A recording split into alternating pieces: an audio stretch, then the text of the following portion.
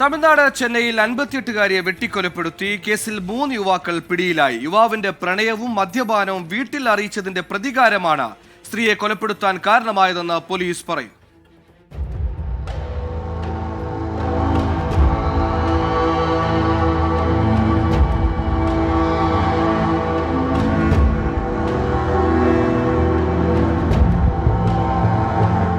ചെന്നൈ തിരുവാൺമിയൂർ രംഗനാഥപുരത്തെ സത്യമൂർത്തിയുടെ ഭാര്യ പൊന്നിയാണ് കൊല്ലപ്പെട്ടത്. മരുമകനോടൊപ്പം താമസിച്ചിരുന്ന പൊന്നിയെ അടുക്കളയിൽ വെട്ടേറ്റ് മരിച്ച നിലയിലാണ് കണ്ടെത്തിയത്. തിരുവാൺമിയൂർ പോലീസ് നടത്തിയ അന്വേഷണത്തിൽ 3 യുവാക്കൾ വീട്ടിൽ വന്ന് പോയതായി കണ്ടെത്തി. തുടർന്നാണ് പ്രദേശവാസികളായ അരുൾമണി, വിഘ്നേഷ്, ദിനകരൻ എന്നിവരെ അറസ്റ്റ് ചെയ്തത്. പ്രദേശത്തെ CCTV ദൃശ്യങ്ങളിൽ നിന്നാണ് പോലീസ് പ്രതികളെ തിരിച്ചറിഞ്ഞത്.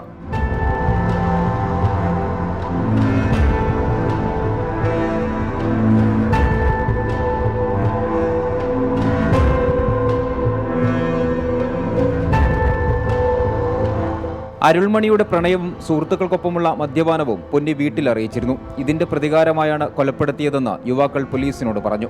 പൊന്നിയുടെ മരുമകൻ അയ്യപ്പൻ വീട്ടിലില്ലാത്ത സമയത്തായിരുന്നു പ്രതികൾ കൃത്യം നടത്തിയത്. വ്യാഴാഴ്ച അർദ്ധരാത്രിയോടെ വീട്ടിലെത്തിയ സംഘം പൊന്നിയുമായി വാക്കുതർക്കത്തിൽ ഏർപ്പെടുകയും പിന്നീട് കൊലപ്പെടുത്തുകയുമായിരുന്നു. പിടിയിലായ 3 പേരെയും റിമാൻഡ് ചെയ്തു. 24 ചെന്നൈ.